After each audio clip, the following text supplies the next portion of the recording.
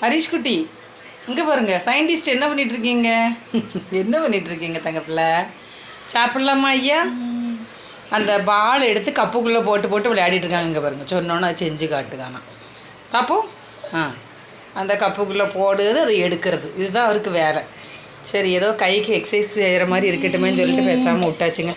சாதம் அதே தாங்க, மத்தியானம் வச்சு அதே தான். காரக்குழம்பு, அதுக்கப்புறம் புடலங்காய் பொரியல், அப்புறம் இஞ்சி பச்சடி, எல்லாம் அவ்வளோந்தாங்க வச்சு சாப்பிட போகிறோம்.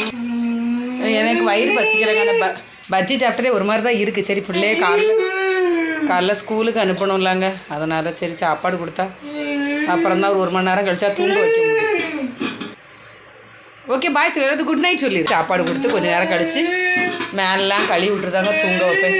பயங்கர ஹீட்டு இங்கேலாம். இப்போ இந்த ஹீட்டுக்கெலாம் ஒரு நாளைக்கு 3 வாட்டி குளித்தா கூட பத்தாது. சாரி தங்கம்மா, அம்மா எடுத்து வைக்கிறேன்.